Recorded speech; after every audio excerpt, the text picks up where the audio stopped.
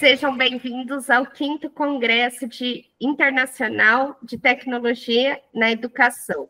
Meu nome é Luciana, eu sou professora do curso de Biomedicina do Unisalesiano de Lins, e em nome do Unisalesiano, Felipe, eu já agradeço a sua participação aqui no nosso evento, né, com esse tema que é tão relevante na nossa atualidade. Bom, o CIT, ele tem o 5º Congresso Internacional de Tecnologia na Educação, ele propõe aí algumas reflexões que são necessárias e fundamentais para que nossa educação seja verdadeiramente empoderadora para quem realmente quer estar em constante evolução, certo? Eu gostaria de apresentá-lo, né? O Felipe, ele foi nosso aluno, ele é biomédico, ele é formado aqui pelo Unisalesiano de Lins e ele é pós-graduando em Biologia Molecular pela PUC. E hoje ele vem aí contribuir conosco para falar um pouquinho sobre as análises clínicas com ênfase em veterinária, certo? Então, Felipe, seja bem-vindo. A palavra é sua, a satisfação é nossa, é um orgulho ter você aqui e boa palestra. Bom, obrigado, Lu. Gostaria de agradecer a oportunidade que vocês estão me dando. E estou muito feliz de estar aqui, poder compartilhar um pouquinho do que eu sei, né? É sempre gostoso. E estar aqui com você, uma pessoa que eu admiro. E a gente sempre teve um bom relacionamento, né? Então, vamos começar. Obrigada. Boa palestra. Muito obrigado.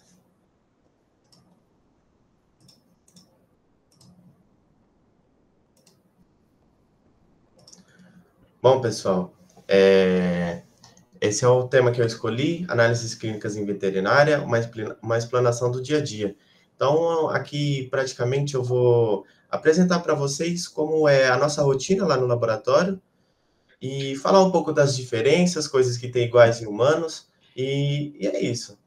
Bom, a Lu já me apresentou, mas eu vou me apresentar aqui novamente. Como ela disse, sou formado em Biomedicina pelo Salesiano, me formei em 2024. Estou pós-graduando Biologia Molecular pela PUC. E essa é a minha experiência profissional. Comecei como jovem aprendiz na JBS, aqui de Lins, na JBS Couros, né? Depois eu fui efetivado, entrei para trabalhar no laboratório deles, fazer análises físico-químicas. E nesse ano tive a oportunidade de entrar na Axis, que é um laboratório de análises clínicas veterinárias. E, inclusive, estamos saindo da franquia, né?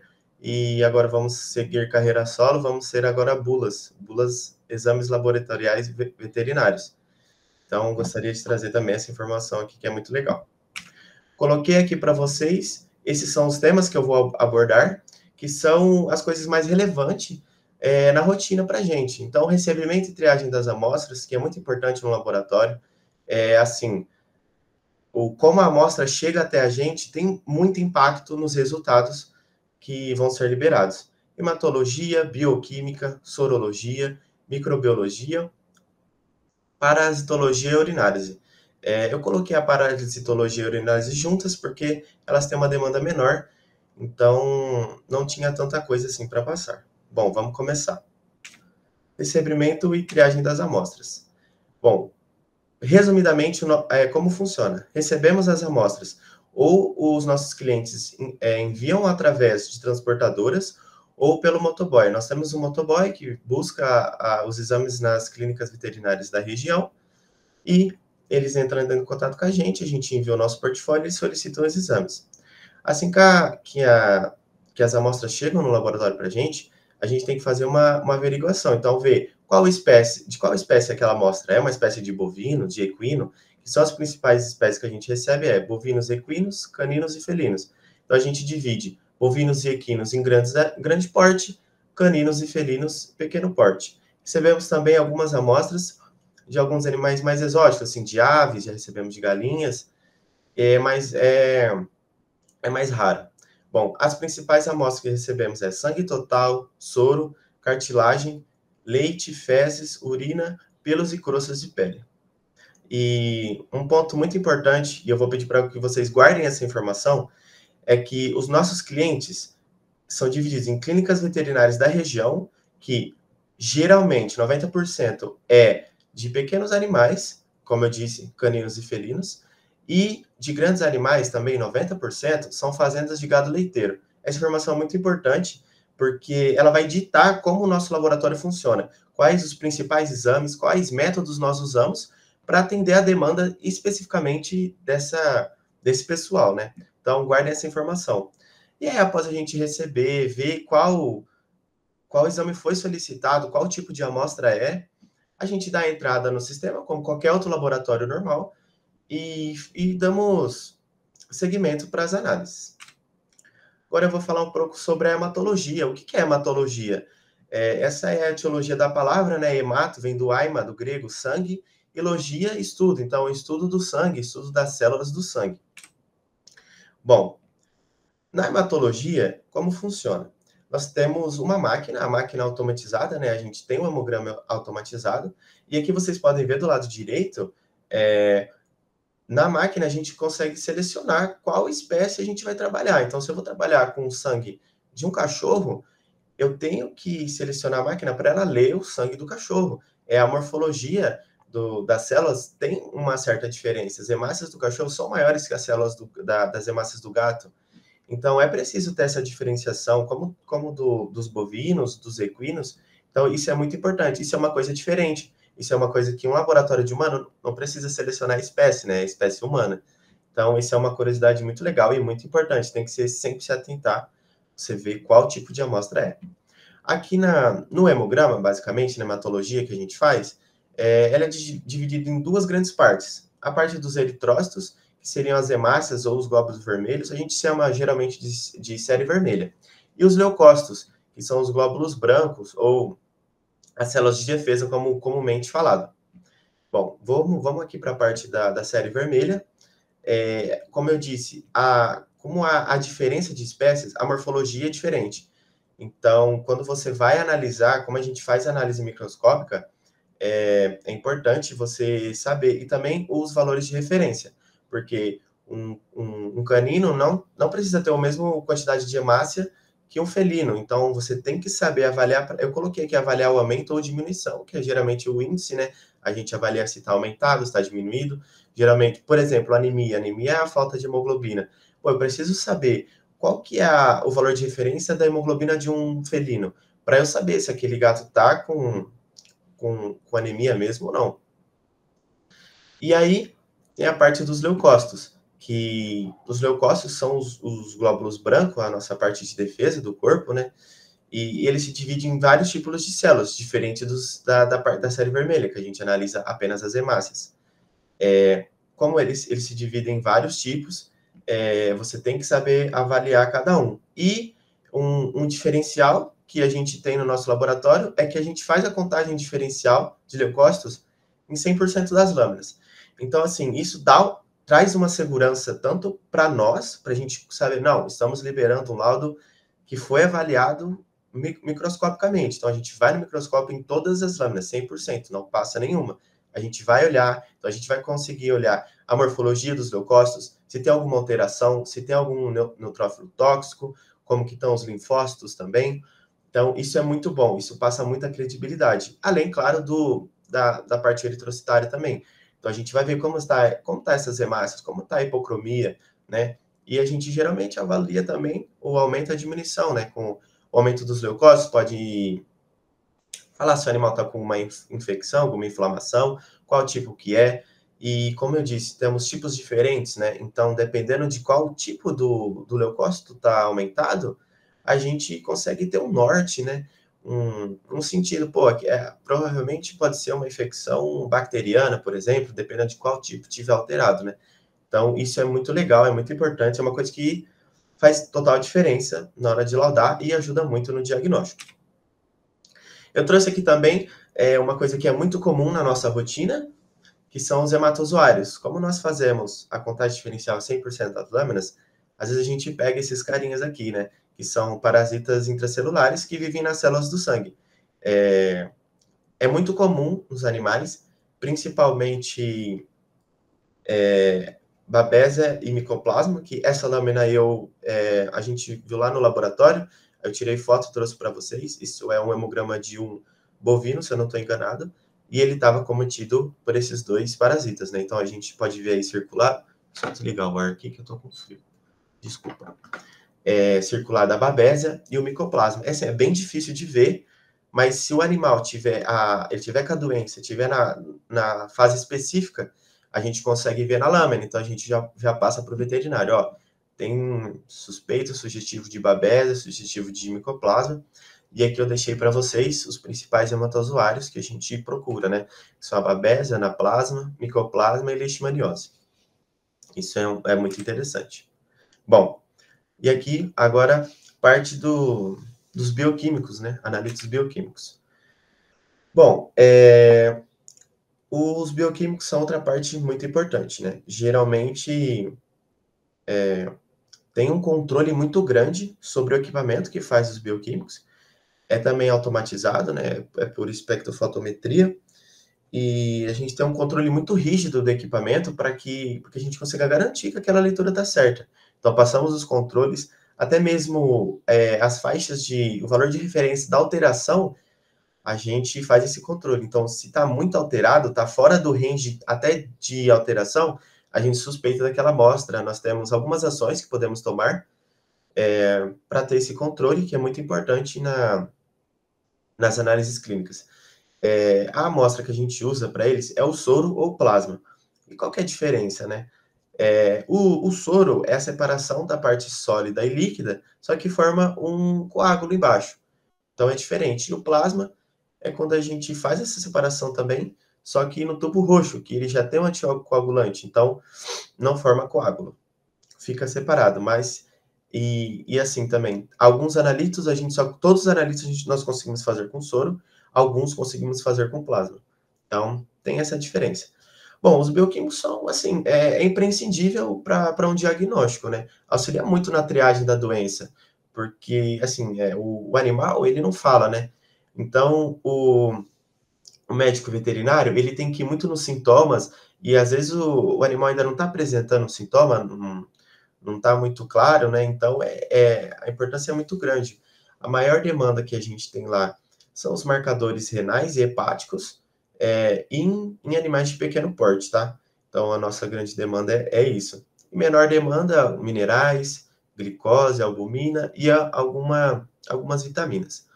Um ponto importante, que eu acho que é uma coisa muito discrepante que temos entre as amostras de humanos e animais, é a viabilidade das amostras, né? Para coletar, você vai coletar sangue no humano, vamos falar assim, numa criança você vai ter mais resistência, numa pessoa adulta ela não vai resistir tanto, não vai atrapalhar, vamos falar assim, né, a coleta.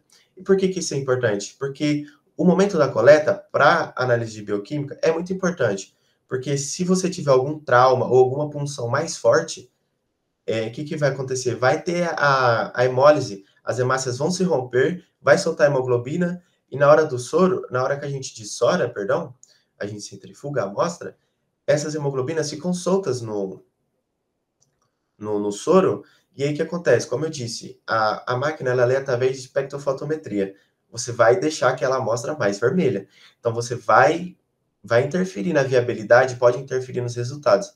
Então, assim, é muito comum chegar a amostra para a gente totalmente hemolizada, né? Aí a gente pode fazer algumas coisas, mas geralmente não dá para a gente passar aquela amostra. Nós não passamos. A gente pede recoleta exatamente para não soltar um resultado que não seja fidedigno, que não seja aquilo, né? Que a gente está muito hemolizado isso aqui. Será que compensa a gente passar e soltar um resultado que talvez não seja a realidade? Então a gente não passa, né? E assim, vai coletar o sangue de um cachorro. É claro que existem técnicas, né, para isso, não é assim, mas é uma dificuldade que temos, né? Então, isso é um ponto muito importante, é uma coisa que eu achei interessante trazer aqui para vocês. Então, sobre os bioquímicos, é isso. Bom, sorologia, né? Vamos falar aqui um pouco. Sorologia é uma parte muito importante da nossa rotina. E aí eu trouxe aqui para vocês também a etiologia da palavra. Soro vem do latim serum, significa parte do sangue que fica após a coagulação. Como eu mostrei aqui para vocês, o soro, o coágulo, né? E logia é estudo, então estudo dessa parte do soro. Bom, não tem como a gente falar de sorologia e não falar de antígeno anticorpo. Então, eu trouxe aqui para vocês escrito o que é o antígeno e o que é o anticorpo, e aí eu vou discorrer sobre isso. Bom, vamos aqui, ó. Antígeno. Antígeno é qualquer substância capaz de induzir uma resposta imunológica no organismo, por exemplo, um vírus, certo? E um anticorpo é uma glicoproteína produzida pelos linfócitos. Linfócitos, a gente volta lá no hemograma, na parte leucocitária, na série branca. Então, é um tipo de leucócito, os linfócitos B, em resposta à presença de um antígeno. Então, assim, antígeno e anticorpo, eles estão ligados. Antígeno vai causar alguma coisa no corpo e o anticorpo é a resposta do nosso corpo. No nosso laboratório, a gente trabalha com a sorologia, até coloquei aqui, perdão, pesquisa de anticorpo antígeno. Então, na sorologia, a gente vai fazer essa pesquisa. A gente vai pesquisar se no soro do animal tem o anticorpo, ou seja, se ele está respondendo àquela doença, ou se ele tem o antígeno, se ele está aquela doença. Quando pedir qual? Depende. Depende da doença, depende de qual fase você acha que está a doença. Então, tudo isso influencia muito. Por exemplo, se o animal é vacinado para tal doença, provavelmente ele vai ter um anticorpo para aquele antígeno. Então, assim, quero saber se ele está com a doença. Eu vou fazer uma pesquisa de anticorpo? Vai dar positivo se ele for vacinado. Então, não serve. Então, tem que ter essas definições, esses conceitos, tem que estar muito bem na cabeça do veterinário para ele pedir o exame certo e conseguir fazer um bom diagnóstico. E aí, a sorologia no laboratório, ela é dividida em dois grandes blocos, né? Testes rápidos, que é o SNAP, que é aquele que você faz, é muito mais fácil, né? Aquele você só pinga o soro, pinga o reagente, dá 10 minutos, e boa, a gente compara com o teste de gravidez, como se fosse. E aqui temos o ELISA também, que já é um método. Aí eu coloquei aqui para vocês as diferenças, né? O que cada um traz, né? Bom, os testes rápidos, ele é mais prático, porque você vai pingar uma gota do sangue, vai pingar o reagente, 10 minutos você vai ter esse positivo. Muito mais rápido, e aí é mais barato. Eu coloquei o barato entre aspas. Por quê? Vamos falar assim o que acontece? Os testes rápidos, geralmente são para animais de pequeno porte, maioria, claro, temos também para grande porte, e é um só. Então, aquele animal em específico vai ver se ele está com certo antígeno. Então, um animal, por isso que ele é mais barato. Então, você vai pagar aí na faixa de 100 a 150 reais, um teste rápido, e você já vai ter uma ajuda no seu diagnóstico. Porém, o lado ruim é que ele é menos sensível. Então, é um método mais rápido, mais prático, mas a sua sensibilidade é menor. Já o ELISA, o que a gente tem? Ele é um método muito mais elaborado. Ele demora horas para ser feito, precisa de mais equipamentos, né? E então tem esse ponto, não é tão prático, não dá para você fazer ali rapidinho, o resultado demora a gente soltar, né? Porque tem todo um estudo. Só que, assim, ele é muito mais sensível. A sensibilidade é muito maior, né? Por conta mesmo dele ser mais elaborado. Isso está relacionado, né? Ele é mais elaborado, ou seja, ele é mais sensível. Ele passa por mais etapas. A reação ela é mais provocada, sabe? Então tem isso. Eu coloquei até duas cruzes ali. Por quê? Porque além dele ser sensível, essa sensibilidade, perdão, ela causa, a gente chama uma coisa de titulação. Então a gente vai saber se, assim, vamos fazer uma pesquisa de antígeno. O ponto de corte, ou seja, a titulação desse antígeno tem que ser 500. Pô, o animal está com 1000, então a infecção está muito grande, entendeu? Então a gente consegue ter esse parâmetro que, dependendo da doença, é muito importante, certo? Você vai fazer um controle aí, por exemplo, leishmaniose. Estou fazendo um tratamento, quero saber como está a carga de antígeno nesse animal. Quando eu comecei estava 1000, agora está 500. Nossa, está fazendo efeito, está sendo bom. Então é muito importante. Ele é mais demorado, né? Demora algumas horas aí para fazer. Vamos colocar ali umas 3 horas de análise ininterruptas, né? Assim, não são 3 horas que nós ficamos lá fazendo. Então ele tem o tempo de descanso, tem o tempo de incubação, tem o tempo de colocar o reagente. E ele é mais caro. Por que eu falo mais caro? E coloquei entre aspas também o valor, porque você vai pagar menos de 100, 150 reais, só que o que acontece? Na nossa demanda, a maioria são para animais de grande porte. Mas o que isso tem a ver? Pô, uma pessoa que tem uma fazenda, ela quer pesquisar aquele antígeno, ela vai fazer no rebanho inteiro, entendeu? Então, vamos falar aí, você vai pegar, vou fazer num lote de um rebanho. São 100, 150 animais. Então, assim, ele é mais barato unitário, mas você não vai fazer um ELISA, assim, temos a demanda, claro, mas a maior parte vai fazer no seu rebanho. Recentemente recebemos 2.000 amostras de uma fazenda para fazer LIS. Então, assim, mas é um investimento, é muito importante. Eu coloquei aqui algumas fotos para demonstrar para vocês, né? Então, aqui a gente tem o Snap, né? Eu coloquei até do Covid aqui, que foi uma imagem que eu achei mais nítida. Então, e aqui tem a interpretação. A gente pinga aqui, nesse orifício, o soro do animal e o reagente tampão, que a gente chama. Vai dar o tempo necessário para cada exame e ele vai pintar. Aqui trouxe a interpretação. C é de controle e T é de teste. É bem parecido com os testes de gravidez, né? 2 pauzinhos, grávida, que a gente fala, né, comumente, um pauzinho não está grávida. Então a gente tem aqui a interpretação, que é importante saber interpretar, porque senão você vê lá, pô, tá só pintado o T, então tá positivo. Não, apesar dele ser mais simples, ele tem um controle para ele ser passado para validar aquela reação. Então aqui, 2 pauzinhos bem pintado, pintou o controle, pintou o teste, positivo, pintou o controle, mas o teste pintou um pouquinho mais fraco, positivo também. Que isso significa? Uma carga menor. Não sabemos quanto, mas sabemos que tem uma carga menor, certo? Mas quando a gente libera, a gente sempre libera como positivo, né? Não tem como a gente falar o quanto está menor e podem ter interferências de algumas outras coisas aqui. O negativo pintou o controle, não pintou o teste, ou seja, aquele teste é válido, o controle passou, mas não achamos antígeno, não achamos anticorpo aqui. Então tá tudo bem. O inválido é quando não pinta nada, ou só pinta o resultado do teste. E aí a gente tem que fazer de novo. Esse aqui é o ELISA, né? Essa aqui é uma placa de ELISA. Essa aqui são fotos lá do nosso laboratório. Então, nós temos uma lavadora, temos uma leitora, também utilizamos espectrofotometria. Essa aqui é uma placa, inclusive esse aqui é o P80, que é um caso... Esse é legal de falar, não é uma pesquisa de antígeno nem de anticorpo, olha só. É uma pesquisa de uma proteína.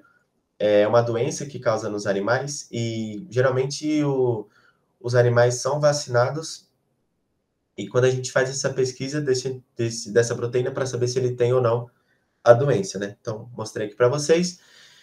E um fato importante como eu disse, mas por que o ELISA, a maior demanda é de grande porte, de vários? O que acontece?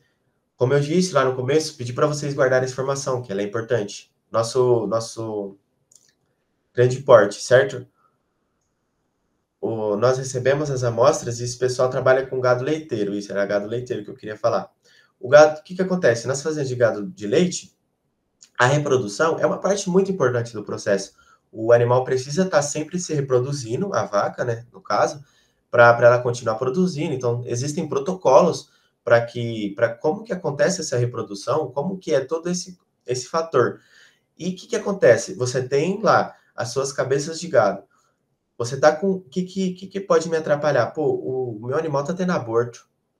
Nossa, pro fazendeiro que tá acontecendo isso, é uma perca muito grande. Aquele animal não vai estar abortando e ele precisa do leite, ele precisa da produção, né?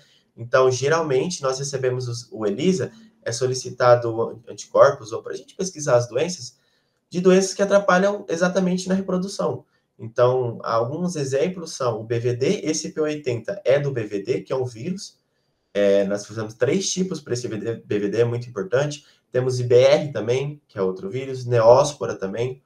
Então, isso varia muito, né? Como vocês podem ver, ELISA. Por causa dessa demanda, a gente faz mais ELISA desses vírus específicos por causa da reprodução. Então, é muito dinâmico, é muito legal. Eu, particularmente, acho muito, muito massa isso, essa parte. E aí, sobre a sorologia, era isso que eu queria falar para vocês. Vamos aqui para a microbiologia da minha querida professora, que me deu aula, está aqui com a gente, a Luciana, né? Bom, trouxe a etiologia da palavra, essa aqui é mais tranquila, micro pequena, biovida, logia de estudo. Então, estudo de vidas pequenas, que a gente vai falar sobre fungos e bactérias. Nós temos demanda para as duas partes. E é assim, a parte de fungos, a demanda é bem menor. vamos pôr aí 98% é para pequenos animais, a gente vai fazer cultura de pelos ou de crostas que crescem na pele dos animais, né? Essas doenças de pele acometem muitos animais, então é importante saber qual fungo que a gente está trabalhando, né? Eu trouxe até aqui para vocês aqui embaixo, ó, a gente utiliza o agar batata, e aí esse é o agar batata, e essa é a forma que a gente faz. A gente incuba, né, a cultura. Então a gente pega um pedaço com a alça esterilizada, corta um pedaço desse agar, coloca sobre lâmina, e aí nós colocamos algodão, água, fechamos e colocando numa estufa que fica a 27 graus. Então, assim, de fungos é isso. É uma demanda menor, da microbiologia não tem tanta demanda. Já na parte de bactérias, aí a demanda é bem maior. Então, nós fazemos a cultura bacteriana, claro. Então, leite, nossa maior demanda. Fazemos de urina também e tecidos, quando tem alguma inflamação, alguma infecção, e o veterinário quer saber o que está acontecendo. Fizemos também a bacterioscopia direta. Para quem é aí da biomedicina, sabe, né? A coloração de Gram, que a gente aprende aí. Eu gosto muito de fazer essa parte. Então, nós fazemos a leitura da lâmina para saber qual tipo de bactéria é. E aí, como eu disse, dependendo do tipo de amostra, do que você trabalha, você vai fazer qual o teste respectivo para ele. Na microbiologia, o que é a nossa maior demanda, o que dita para a gente, são as fazendas. Então, é o leite. Nós recebemos bastante amostras de leite. Nossa, Felipe, mas por que amostra de leite, né? Então, isso é interessante. Por causa da mastite.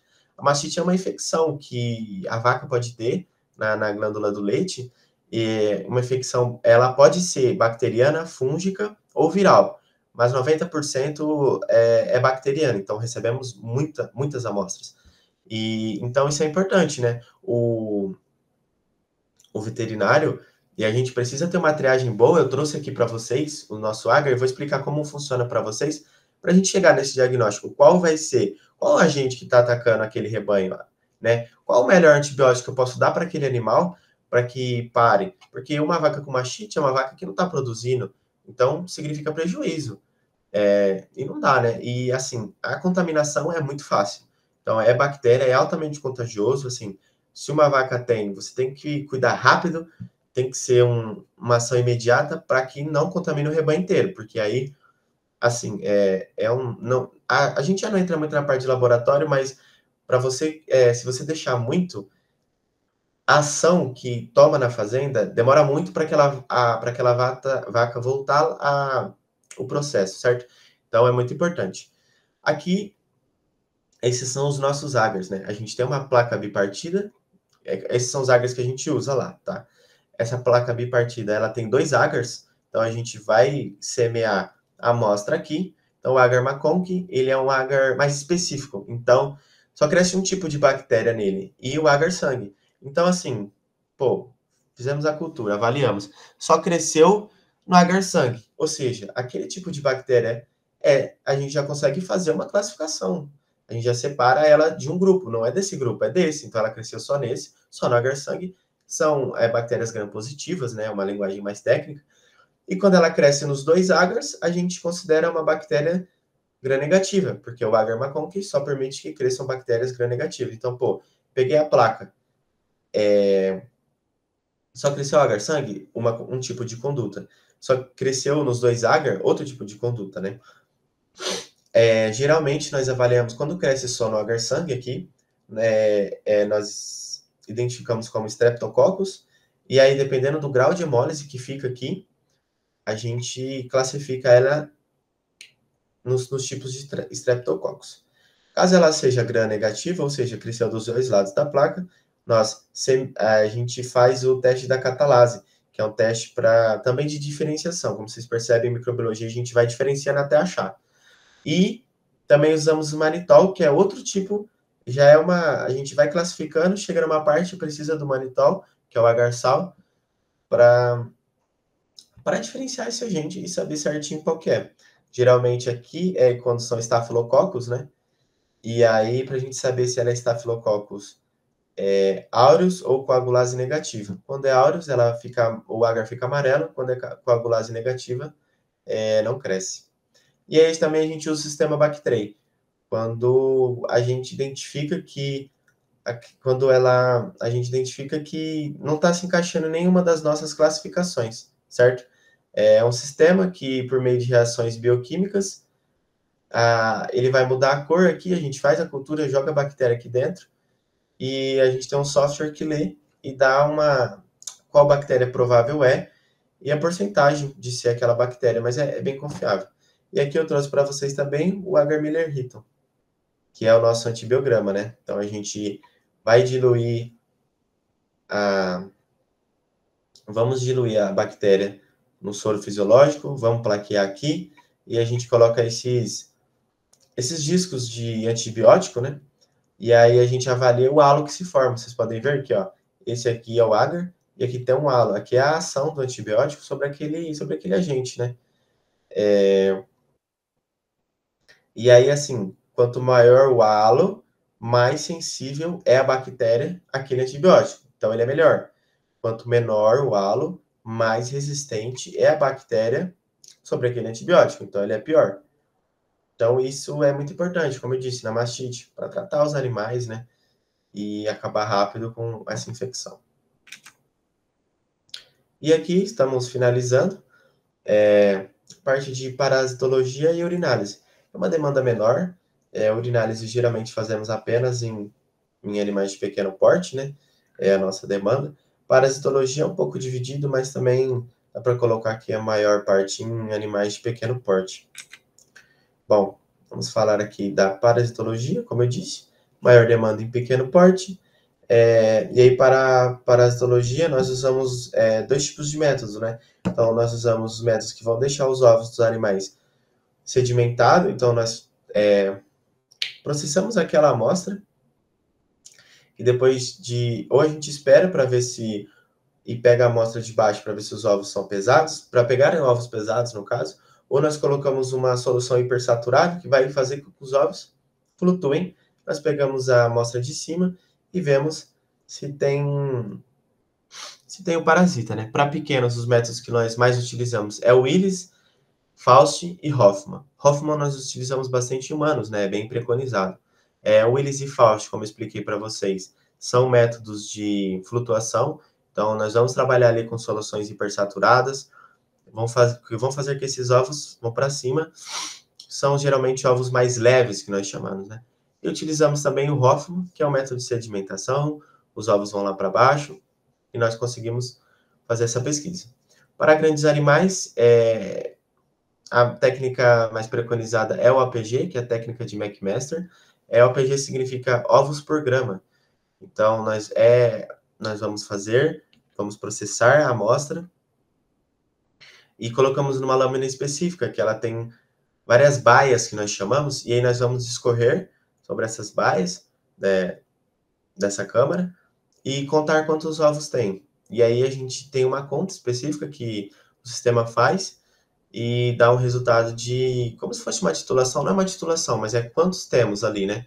E aí, se tiver X, o animal está com aquela doença. Se tiver menos, não tá, pode ser normal da microbiota ou não é suficiente para o animal estar infectado, né, com aquele parasita. Eu trouxe aqui algumas imagens. Assim, é uma parte, não vou falar difícil, mas você tem que estar com o olho muito acostumado. Geralmente, amostras de parasitologia das fezes, ela tem muita coisa junta, sabe? Então, você tem que estar bem atento, tem que treinar bastante o olho e tem que desconfiar das coisas, porque você pode se confundir, né? E aí acabar soltando um resultado errado, tudo mais. Apesar de, como vocês veem, assim, os ovos, eles têm características, né? Então, eles têm núcleo, são ovalados, alguns redondados, mas sempre tem alguma coisinha que dá para diferenciar. E aí, aqui falando da parte da urinálise, a nossa menor demanda é em pequenos animais. Então, na urinálise, o que a gente vai analisar, né? Urinálise. A parte bioquímica e a parte de sedimentos. Então, a parte de sedimento nós fazemos na microscopia, em lâmina mesmo, lâmina sobre lamínula, lamínula sobre lâmina, perdão. Então, nós centrifugamos, vai formar a parte de baixo, o sedimento, né? Então, nós vamos pegar aquele sedimento, colocar na lâmina, coloca uma lâmina e a gente consegue ler. e a gente, diferentemente do que a gente aprende na faculdade, de humanos, que a gente faz pela câmara de Neubauer, né? A gente não faz pela câmara de Neubauer, então a gente solta os resultados por campo. Então, temos hemácias por campo, leucócitos por campo, bactérias por campo, é um pouquinho diferente. E os bioquímicos, isso é uma coisa, um diferencial do nosso laboratório também. Para a urinálise, a parte bioquímica, a gente faz pela fita, né? O pessoal aí da biomedicina conhece, esse aqui a gente vê na faculdade, os estágios fazemos muitos, só que geralmente a gente analisa no olho, né? E lá não, a gente tem uma máquina que vai fazer essa leitura para a gente, então é muito mais fidedigno, sabe?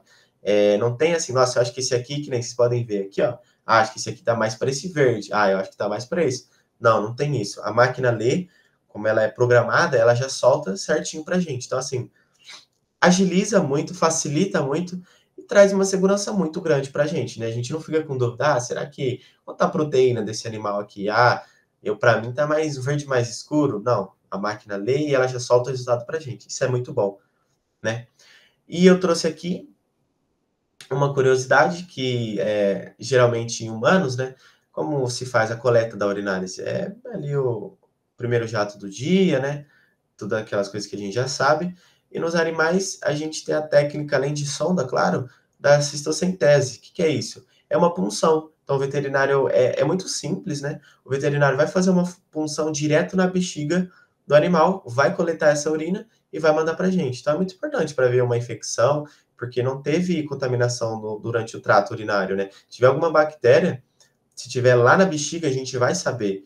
Então, assim, isso é muito legal. Eu achei muito interessante quando eu fiquei sabendo, porque como não é preconizada para humanos, e é uma coisa que eu não sabia, né? Achei interessante, quis trazer aqui para vocês essa informação. Bom, de urinálise também é isso. E aí eu quis me inspirar na Luciana, que, né, no final é isso, né?